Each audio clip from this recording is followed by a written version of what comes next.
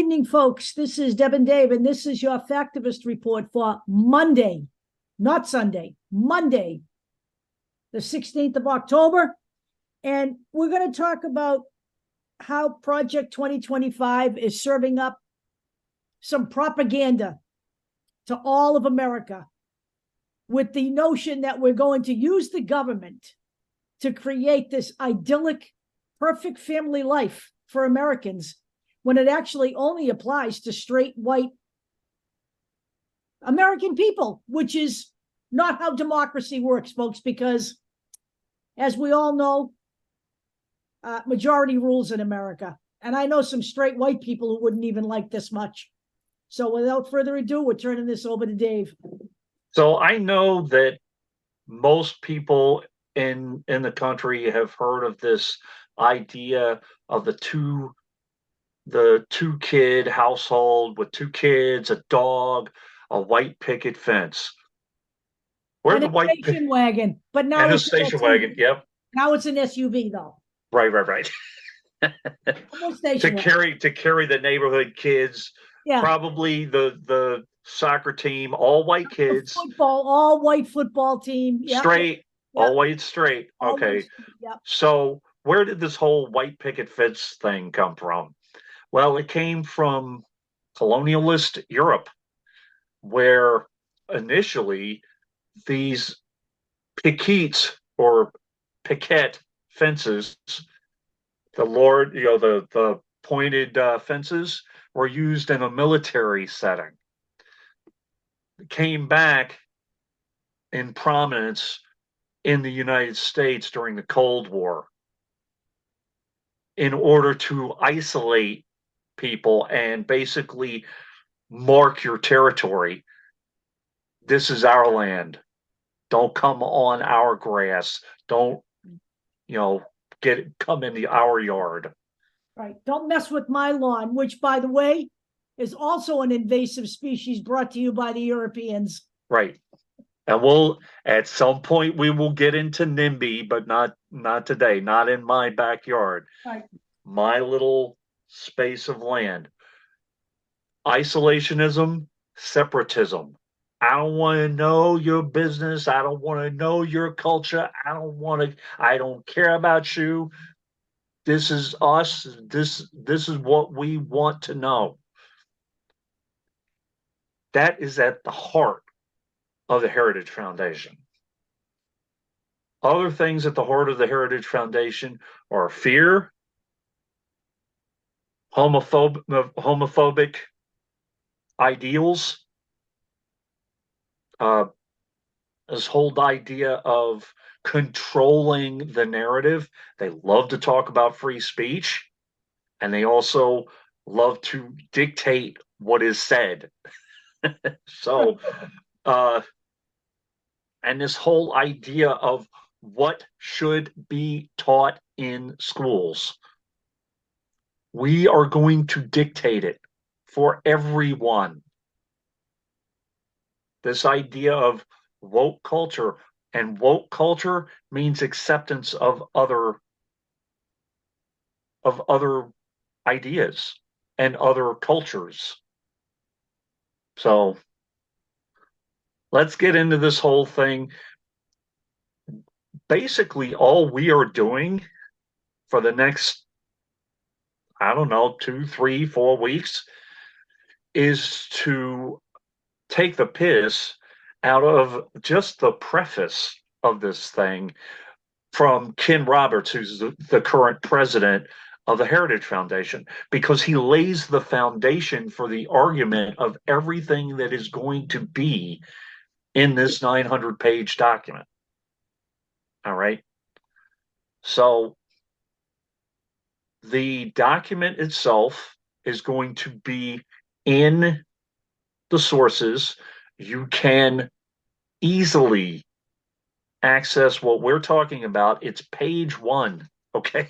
It's none of the preface stuff. They list all the authors and the contributors and all that crap in the beginning. But this is page 1. Ken Roberts, who's the president, talking about restoring conservatism, which the first point is restoring the American family. All right. I took excerpts out of this thing, and we're going to look at each one of these things. You can find them. It's right in there.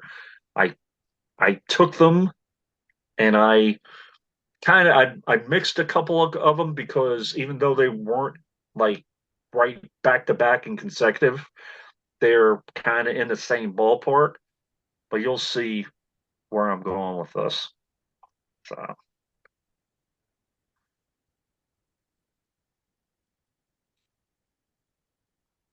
the first one today, the American family is in crisis. 40% of all children are born to unmarried mothers, including more than 70% of Black children. Now, I don't know.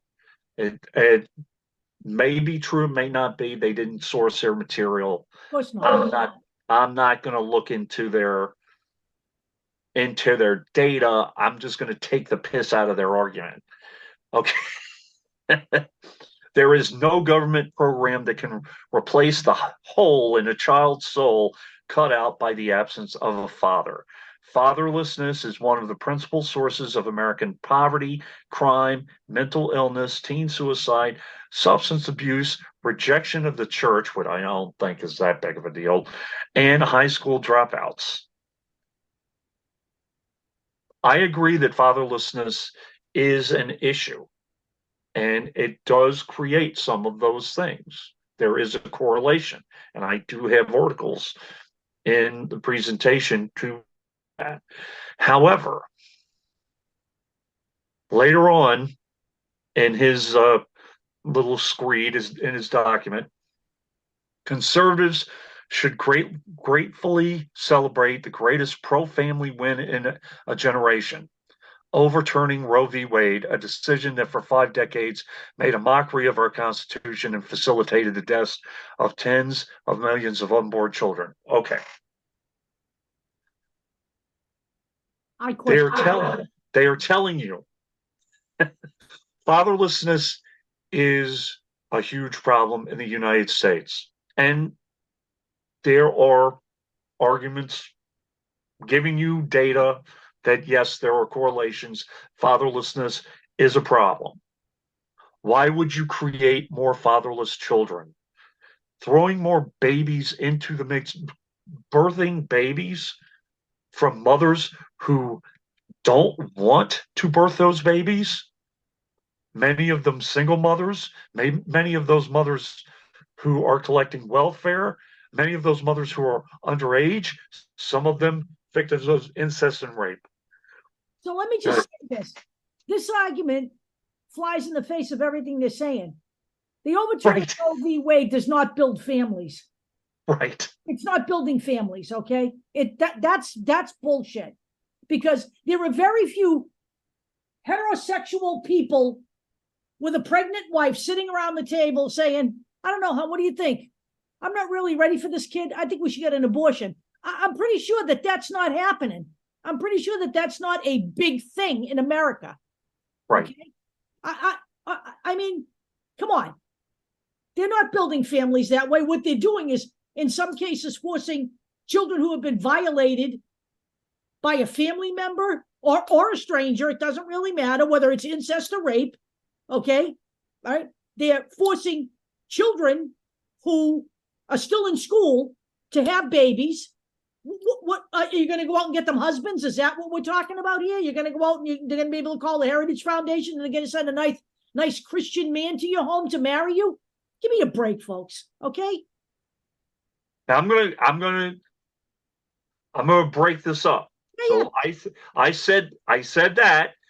Now let me show you what I have in terms of that nonsense. Number one, who's the Heritage Foundation, and who in the Heritage Foundation has the nerve to tell you about American families and they know how to grow them or they know how to build them? Senate Republicans shrug off candidates domestic violence or domestic abuse allegations. Remember Herschel?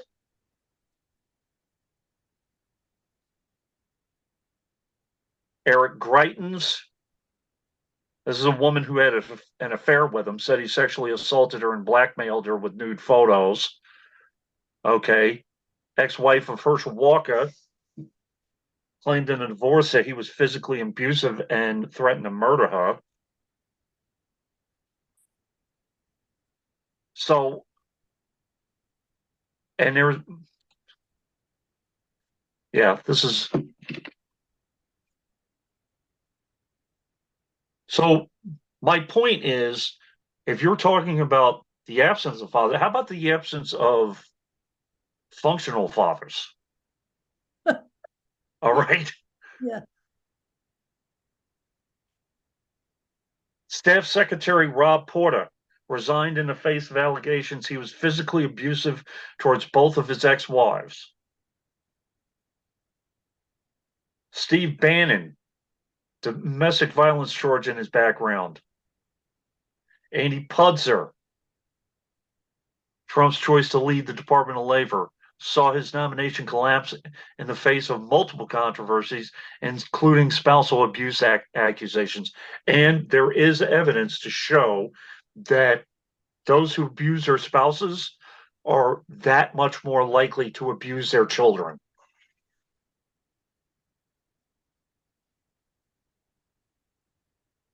Okay. Understandably, the effects of domestic violence can be devastating, not only for a spouse, but for the children as well. Now, Deb and I mentioned rape and incest. What about the potential mental and physical health issues that that kids can have from being a product of incest? Lower IQ scores, blue eyes, which isn't that big of a deal, but it could be an indicator. Cystic fibrosis, premature birth, cleft palate, heart conditions, neonatal mortality. Okay. There's some statistics to back up their claims that the absence of a father does matter.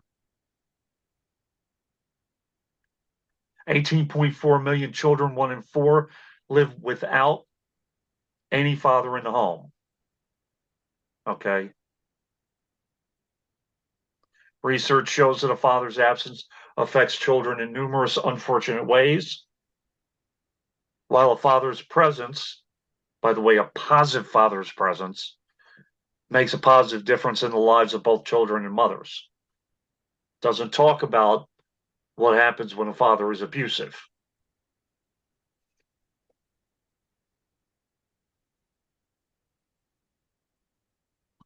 Yep. Implications for criminal justice and mental health. Is this the one? This is forced pregnancy in itself. Potential impacts for mental health. This is from last year by Sarah Fielding and Very Well Mind. Okay. Every single pregnancy comes with risks. Potential hemorrhaging, postpartum depression.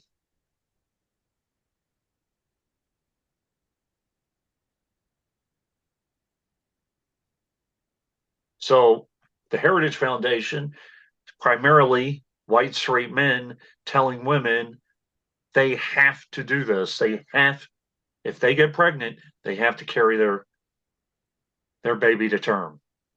And I will, yeah. remember, they're saying that the abolishing of Roe v. Wade was a tremendous triumph and victory.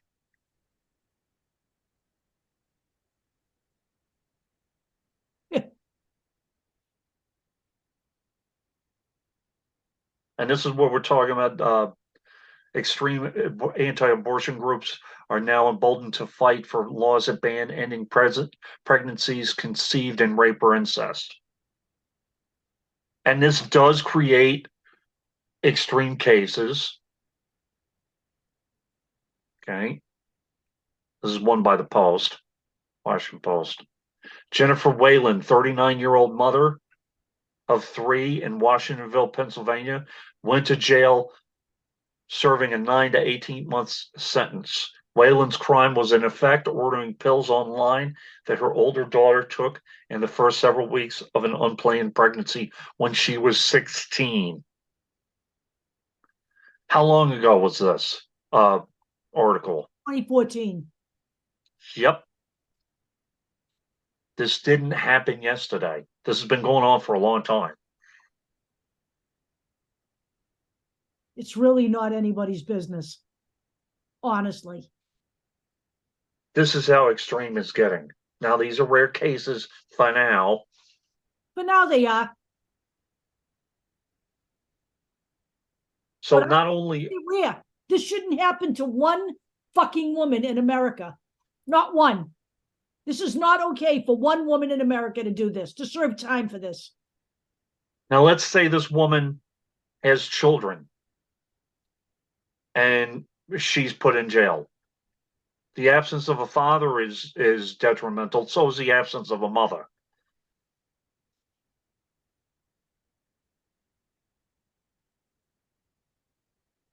One more article that talks about genetic mutations that can arise from incest. Most of these, I already said, the Hasberg jaw. I mean, misshapen skulls, fused limbs, hemophilia, cleft palate. All right. And no one is saying that this is all going to happen every time this happens. But here's the thing. Stop presenting this like some kind of golden opportunity when someone gets raped or becomes pregnant by incest, a golden opportunity to create something marvelous.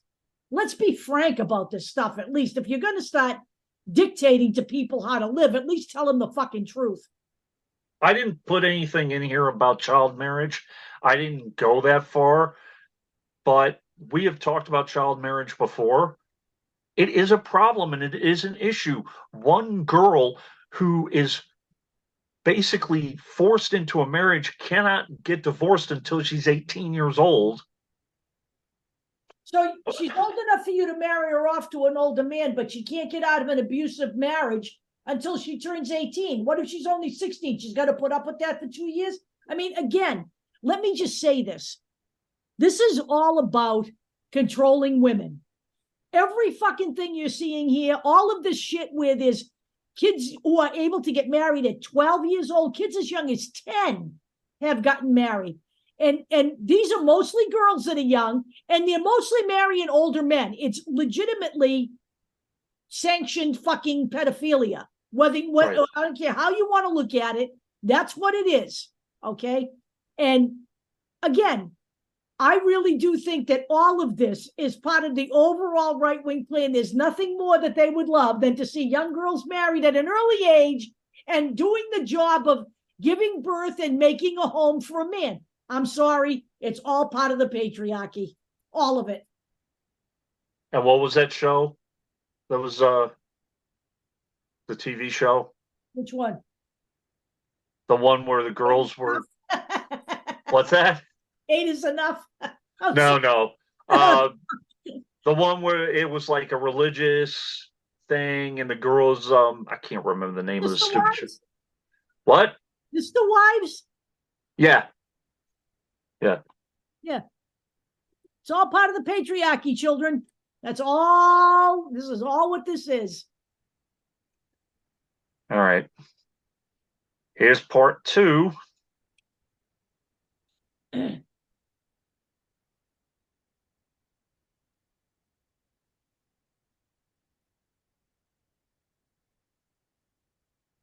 next conservative president must make the institutions of American civil society hard targets for woke culture warriors. This starts with deleting the terms. Here we go. Sexual orientation, gender identity, diversity, equity, inclusion.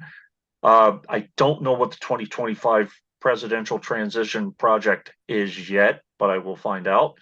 Gender equality, gender equity, gender awareness, gender sensitive, abortion, reproductive health, reproductive rights, and any other term used to deprive Americans of their First Amendment rights out of every federal rule, agency regulation, contract, grant, regulation, and piece of legislation that exists. Fuck you. They are trying to strip rights away from women, from LGBT. It's right there. Right in front of your face, folks. These aren't just terms. And this isn't just a, novelized document. In Donald Trump's first term, he delivered on 70% of what the Heritage Foundation wanted. And that is exactly what Joe Biden spent the first months of his term overturning by executive order. Now, remember, we have our idea, and it's on the sheet that I put in there, is that the parents don't work for the schools work for the parents. No, actually, that's not true. The schools work for the children. The schools work to develop the children's intellectual and mental health, and as well as keep them safe from bullying and all sorts of other things. Remember this was last year. Greg Abbott tapping into the whole parental rights idea, including keeping kids out of bullying programs if the parents say no. What if the parent is a bully or as an abusive parent?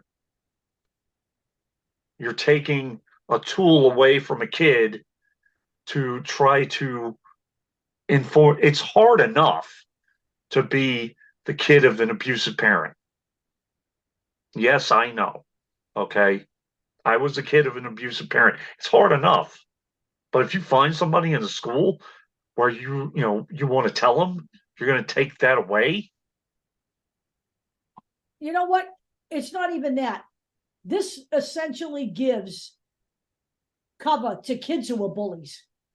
Right, that too. Okay. And you know what? Let me just say this. There is no education plan in this country, anywhere in any state, that doesn't provide plenty of opportunity for parental involvement. I know. I raised 2 kids, both of whom were on IEPs. So I know. And we'll get there. Right here is just federal guidelines and federal standards for social studies. Okay. Just a basic map. All right. Basically, human beings create, learn, share, and adapt to culture. That starts from a very young age, basically from kindergarten. Cultures and dynamics change over time. We used to not have telephones. We used not to be able to use the internet. Wasn't that long ago, actually. We used to not drive-in cars, blah, blah, blah. There are different cultures that still don't. Through experience, observation, and reflection, students will identify elements of a culture as well as similarities and differences among cultural groups across time and place. The Heritage Foundation does not want this. Okay? They want this idea of the idyllic neighborhood, basically straight, white, male, breadwinner with 2 kids and a wife staying at home. It's what they want.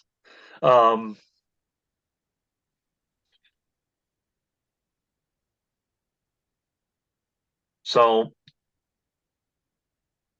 providing for the study of the past and its legacy.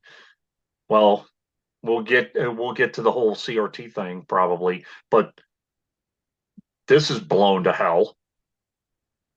The Heritage Foundation and conservatives don't want this. Right. Why? Because denial of any abuses of any other group or any tensions between cultures, races, any of that, they do not want to talk about it. It doesn't exist. They don't have any problems. They make it up.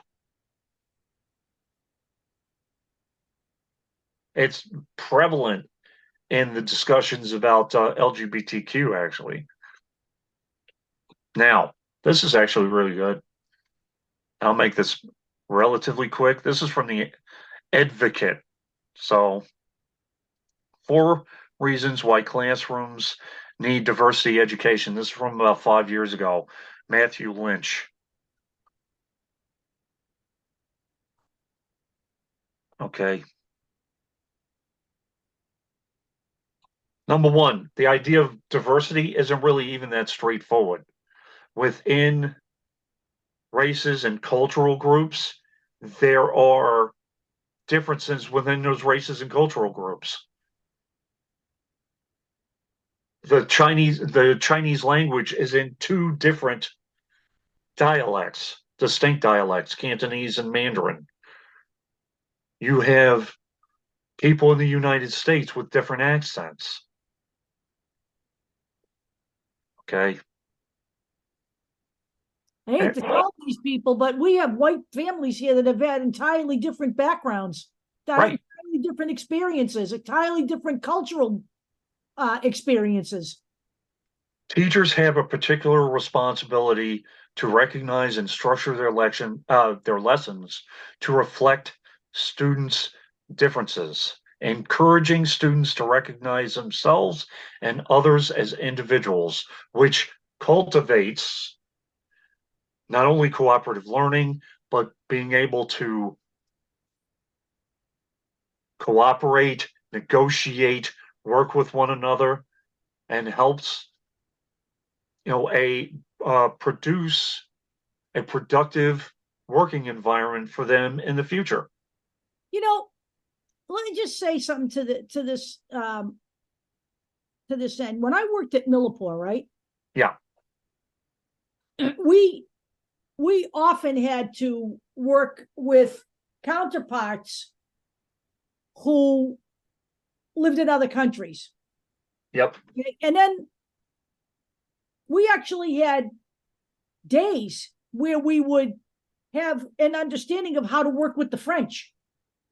Right. How they did things versus how we do things, what their mindset is versus how we do, versus what our mindset is. The bottom line is there isn't a freaking European worker in the world that wants to report to an American. We all had to learn our way around that. Okay, so get a grip, folks. Okay, there are people on the planet. We're not all homogenized, no matter how much the Heritage Foundation wants us to be. We need to fight that. That's bullshit. And in no workplace should a person be, unless another person is being abusive or violating the rules or any of that kind of thing, I get that part of it, but unless that's happening, no person should be able to go to their boss and say, I refuse to work with that person Absolutely not. That's bullshit. based on anything. Number three, facilitating the learning process. It's how you gather information. You learn about one another and you find different things out. You learn how to question.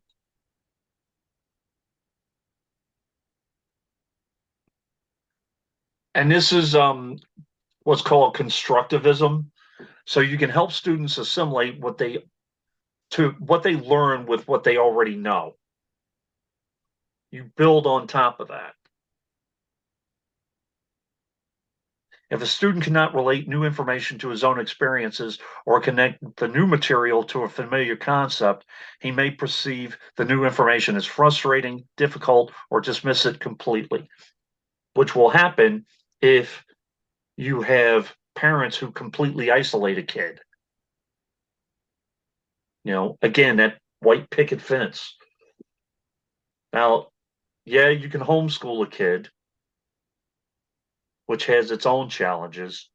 That But has its own challenges, but honestly, if we're going to have 5 or 10 parents coming into a school and dictating the way the other 35 kids should be taught, I'd rather have them take their goddamn kid out of school and homeschool yep, them and isolate them and misinform them without my kid being misinformed or isolated. again, this is from another online education program talking about cultural diversity, learning about different students' cultural backgrounds, create a culturally responsive learning environment, allow students to learn about the community, and establish a zero indifference negative behavior policy. I never even heard that one before. Uh,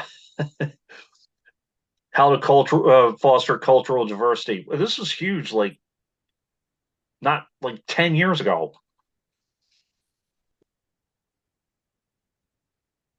which also helps facilitate respecting one another and and accepting one another and reducing violence or reducing bullying rather.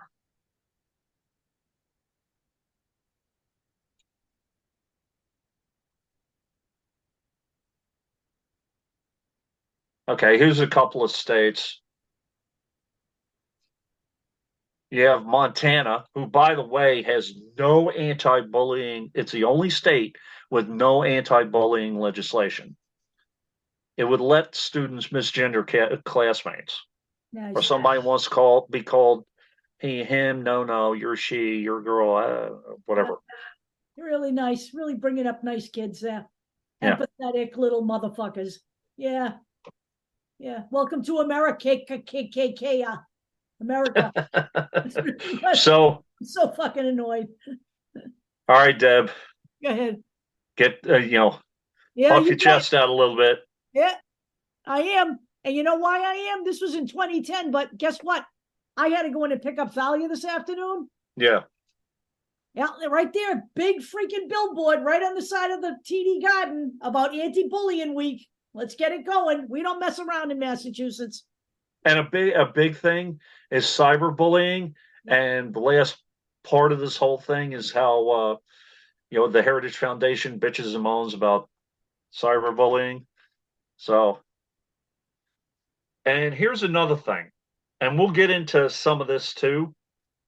This whole idea of censorship, Heritage Foundation is full of crap because they say that certain things should not be included. Period.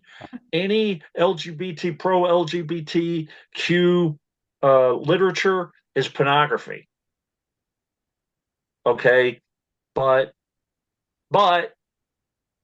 they say something and they get kicked off of Twitter or whatever, they are screaming First Amendment. So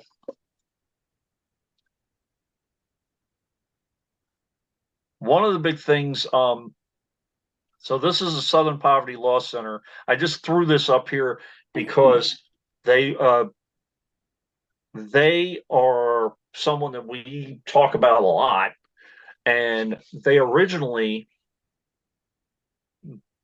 basically provided law services for poor families that couldn't afford legal services. And then it kind of blossomed into an anti-discrimination and kind of a watchdog group.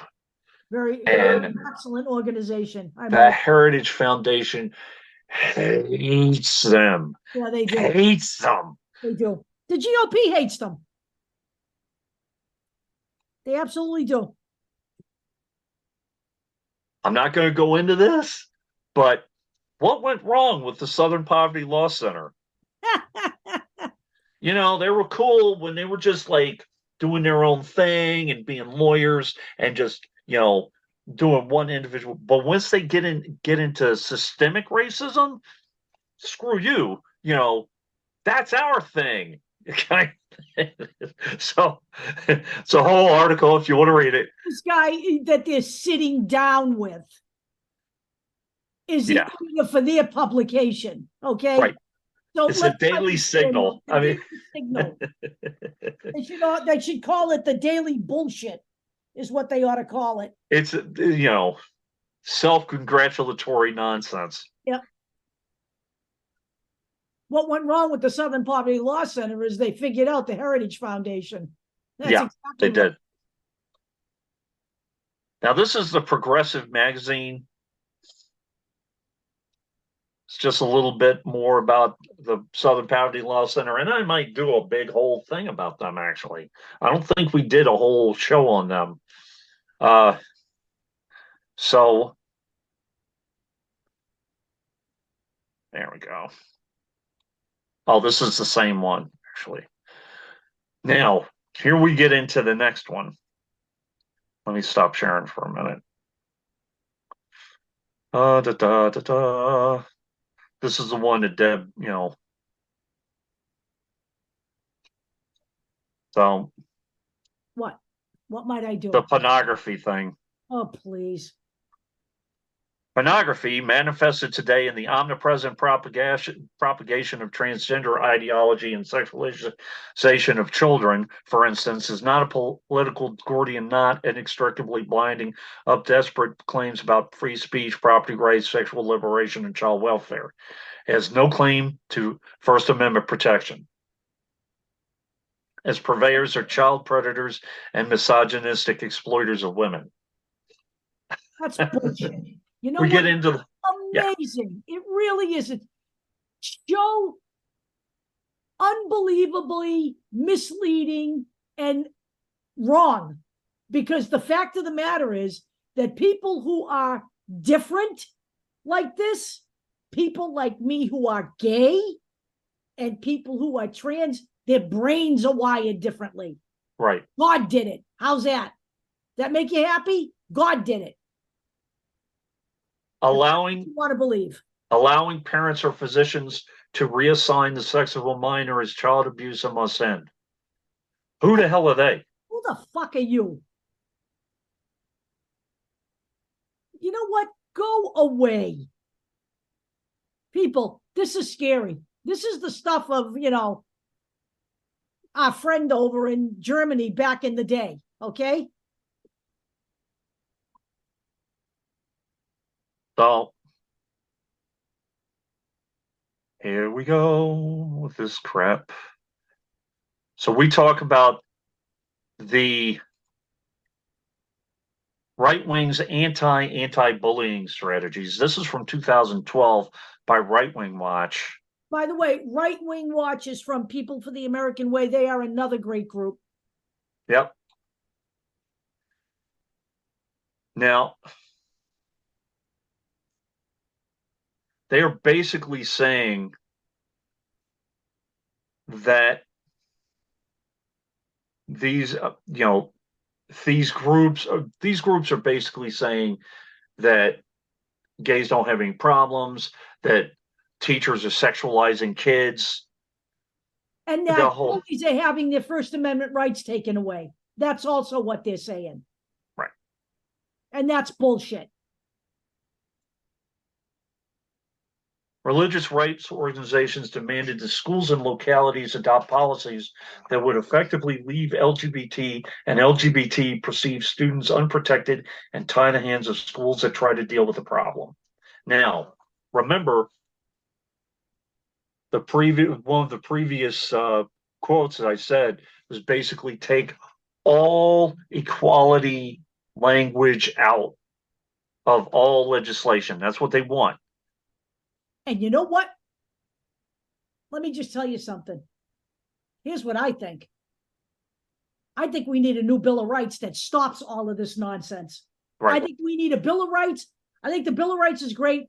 I think it needs to be fleshed out with specific verbiage so that everyone is protected.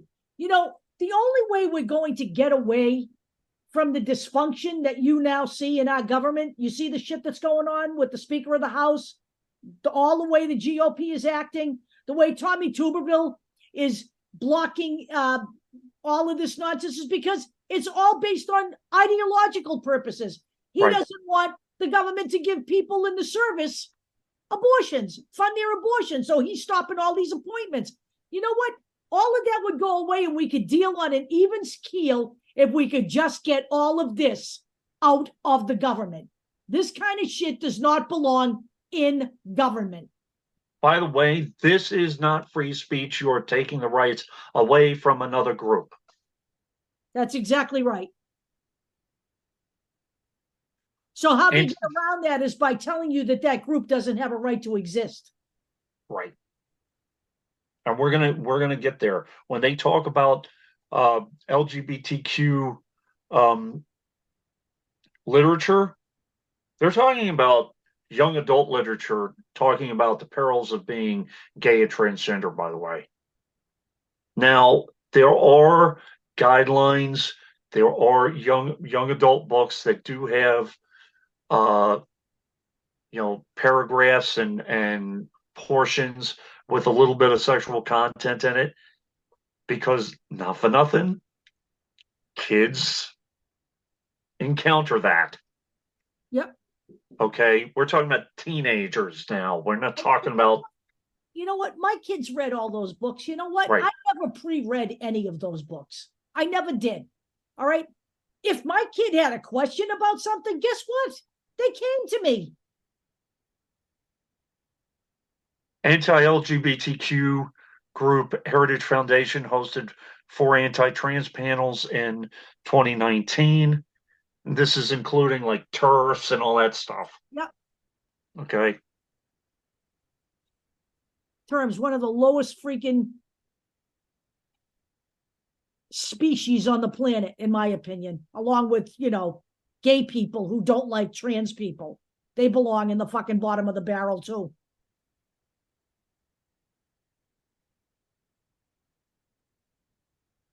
Now, this is what, when this is federal law defining obscenity and pornography. When the Heritage Foundation says that these materials are pornographic, whether the average person applying contemporary adult community standards finds that the matter taken as a whole appeals to prurient interests, i.e., an erotic, lascivious, abnormal, unhealthy, degrading, shameful, or morbid interest in nudity, sex, or excretion. Okay. Or describe sexual content in a patently offensive way. They're basically saying homosexuality is patently offensive. And all of those things.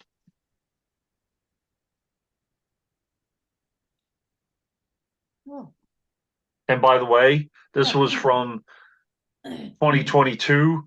Students are fighting back against LGBTQ right pullbacks. They need to. Yeah. Enough. So here's the next one, and I mentioned it before. This idea that in our schools, the question of parental authority over their children's education is a simple one. Schools serve parents, not the other way around. Now, schools' primary function is to serve the interest of the students. You may not want to hear this, but from time to time, the interest of the student may not coincide with the interest of the parent. Correct. Such is the case if a parent is abusive, or if they aren't, if a kid comes to you and says, please, I would just like to be called he, him instead of she, her. And, now the schools have to tell the parents who might, I don't know, kick him out of the house. Correct. You're putting the school in that situation. They should be allowed to provide a safe space and to provide, a positive environment where the kid can actually learn. Right. Now, I found these two things.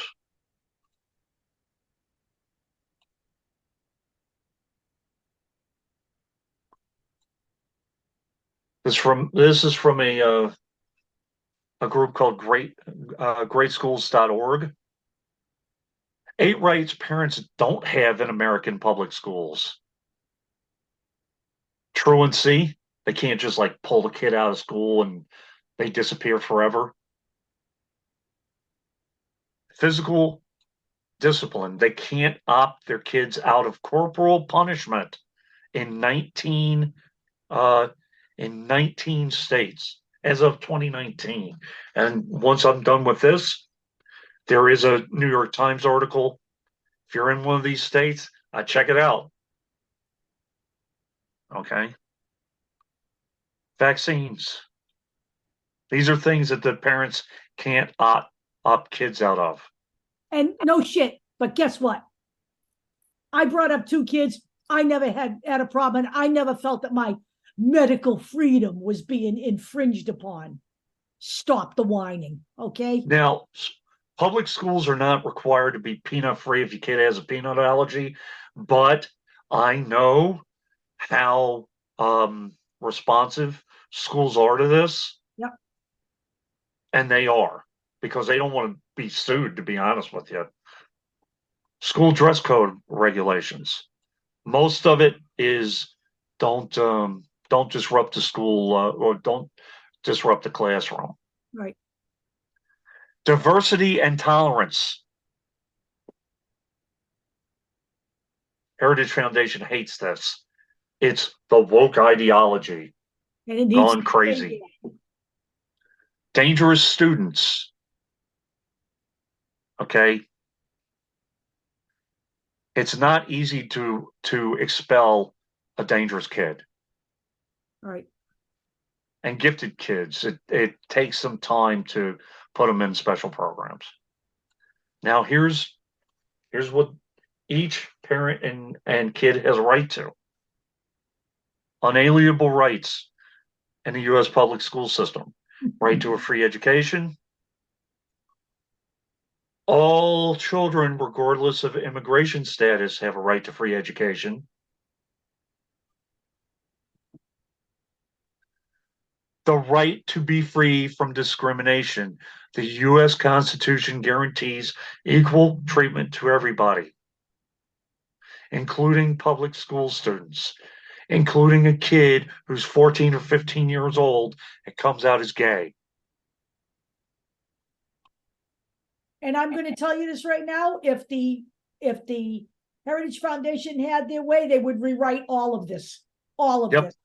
They would change the very backbone of our education system to achieve their conservative, I'm sorry, but immoral end. The right to learn English and get translation services in school. And this happened in 1974. And I Good. guarantee you, I didn't see it there, but I guarantee you they don't want this either. No, they don't.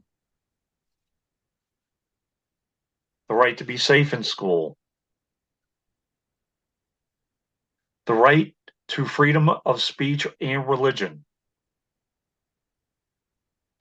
the right to information and participation. Now, the parents have the right to inspect their child's educational records, to have them explained, to have EIPs explained, Yep. all that stuff, Yep.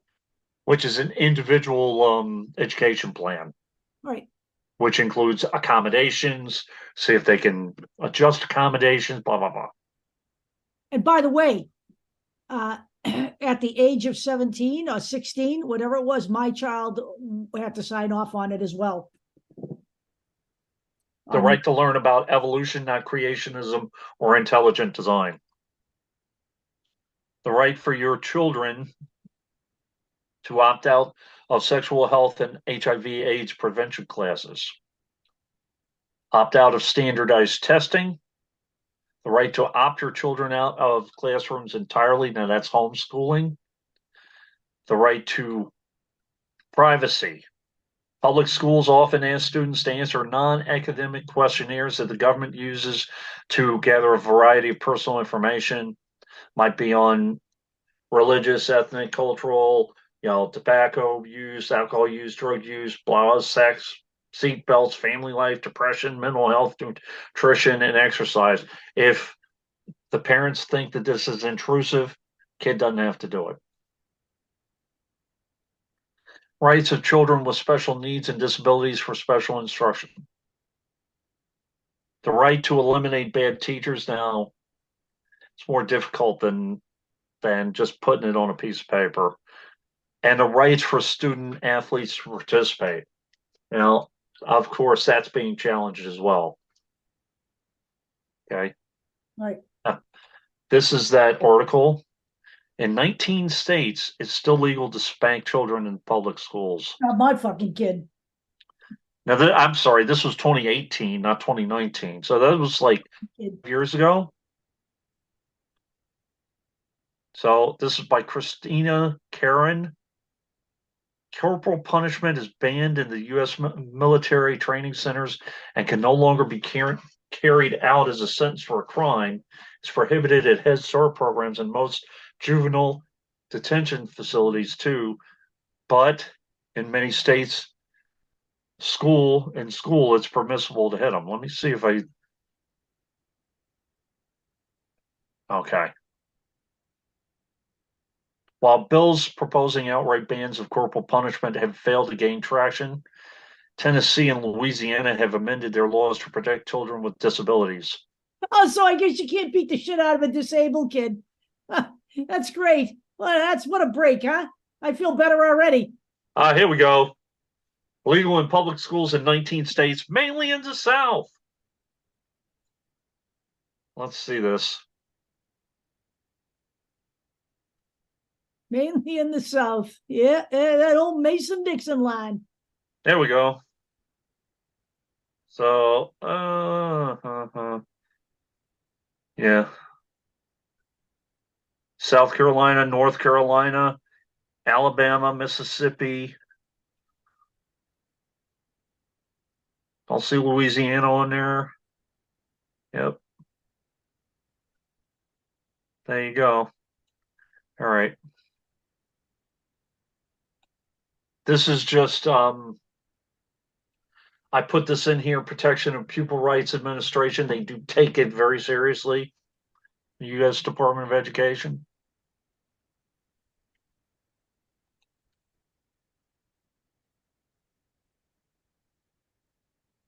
Now, this is from Time Magazine.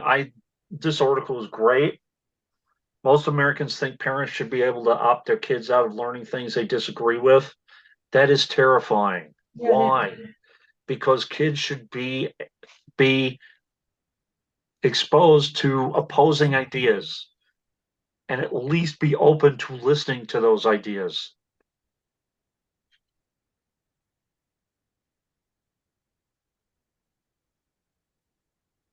And here we go from the Atlantic by David French. I may have even used this before. This was in April of 2022. The American right has lost the plot on free speech.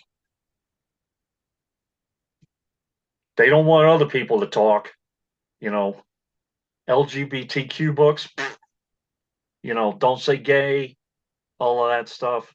But when they say anything and they're taken off of Twitter, the right loses their mind.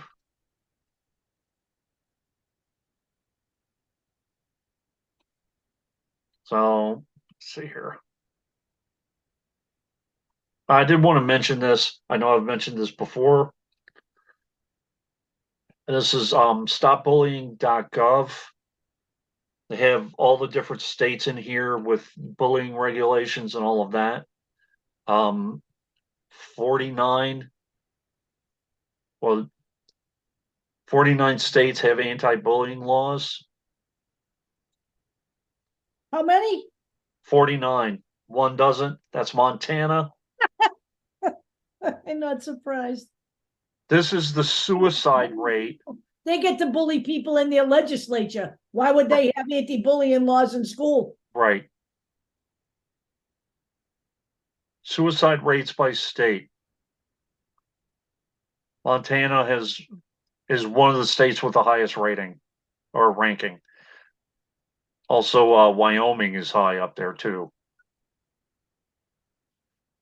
One final thing I want to talk about, and this kind of goes into the whole free speech, blah, blah, blah.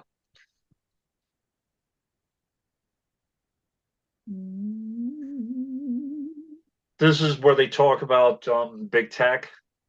Consider our approach to big tech. The worst of these companies prey on children like drug dealers to get them addicted to their mobile apps. Many Silicon Valley executives famously don't let their own kids have smartphones. They nevertheless make billions of dollars addicting other people's children to theirs. TikTok, Instagram, Facebook, Twitter, other social media platforms are specifically designed to create the digital mandate for leadership. The conservative promise dependencies that fuel mental illness and anxiety, defray children's bonds with their parents and siblings. Federal policy cannot allow this industrial scale child abuse to continue. Is that right? Well, let me just say something then, because honestly, I don't see the GOP doing anything but sitting on social media all day and spreading bullshit all over X or Twitter or whatever the hell it is now. That's all they do. So if that's a problem for the Conservative Party, maybe they ought to start with deprogramming the GOP legislators, because they sure than hell ain't working, okay? All they do is post on social media all day long, and all they do is repost the bullshit that Donald Trump is saying all day long. And on that note, what a great segue, Deb. Heritage earns top ranking for social media influence again on the very freaking platforms they're talking about. Yeah, you just gotta love this bullshit. You can't make this up, all right? Because you don't have to. So there's a lady, somebody was kicked off of Twitter or something, and then on top of that, there was a big push. There's a huge push. Oh, did I lose it? Yeah, I did. Hold on. There's a huge push against the Heritage Foundation on TikTok. Good. So here was the Heritage Foundation's response to that.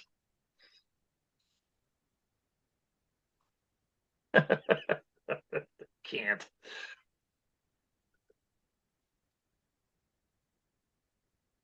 TikTok generation, a CCP official in every pocket. Oh, good God. Go away, please. It's another day that China can collect data on American citizens and sharpen its ability to exploit them. Now, I am going to sharpen China's ability to exploit the American citizens. If you go on TikTok and hit hashtag Heritage Foundation, you're going to see a slew of people talking exactly about what we're talking about right now. People are starting to get it. They're starting to understand how dangerous Agenda 2025 is. Okay, including the very first person. I listened to her too. So this is what the Heritage Foundation does not want. Okay, Right. they don't want a bunch of left wingers throwing their arguments back in their face, like Deb and myself.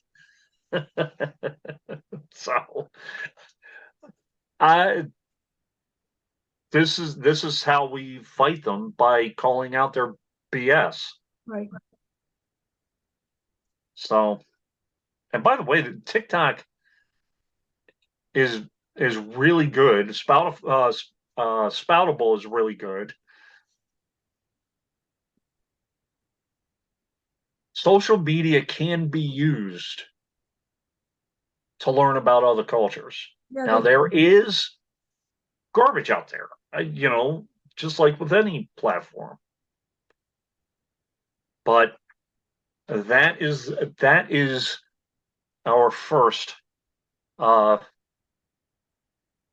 installation, or a second installation actually, but our first one responding to the arguments of the Heritage Foundation. This idea that you can create an idyllic family just by fencing them off, and basically they're talking about and keeping ideas out of people's heads. Keeping the ideas out of people's heads. They're talking about white middle American families where the man goes to work, you have 2.5 kids, and the woman stays at home, and you have a dog maybe, and that's it. And you're in your little world. Yeah. Like Deb says all the time, no ideas going in or out. That's not the education system. Stepford wives. They want Stepford wives. Yep. And you know what? That idyllic family doesn't exist. That idyllic society doesn't exist. The idyllic political party doesn't exist. The idyllic homestead doesn't exist. This is all based on human beings interacting with each other. All bets are off. There is no idyllic anything in the world. Okay? We are what we make it. One of the guys that perpetuated that whole idea of the middle American family was Roger Ailes. Yeah, he was. And what happened with him? It was found out that he harassed women. Yep. Was a serial abuser of women. Oh, I'm sure the Heritage Foundation doesn't matter if men go in their spare time and do their thing, because that's what men do. It's all, like I said, this is all based in the patriarchy, folks. Man is in control. Everybody has their roles to play. This is all based in patriarchy. Okay. So now the third, actually, next week, we're going to be talking about Deb's favorite topic. What is it, Deb? Which one? Self-governance. Oh, yeah. Let's talk about that. How arrogant do you have to be to promote self-governance and then say, you guys have every right to govern yourselves? Let me tell you how to do it. Right. Right. Be a break. You have the right to self-govern as long as you do it under these specific caveats. Right. That's exactly what they're telling you. Right. You can govern yourself our way. That's really what it is. Exactly. Now, what happens when we have a woke person who wants to govern themselves in a woke way? No, we have to take that language completely out. That's right. That's not going to be allowed. No one's going to be allowed to govern in woke ways. No. And by the way, That's not self-government governance. That's fascism. That's right. That's called authoritarian rule. The as people love to say, the to quote George Carlin, the illusion that you have a choice. Right. So Yep. that's what we have, kids. Okay, We'll see you Dan, guys next week. we'll be back. Have fun with this one. I did. You know, you always get yourself some gummies. I'll talk to you later.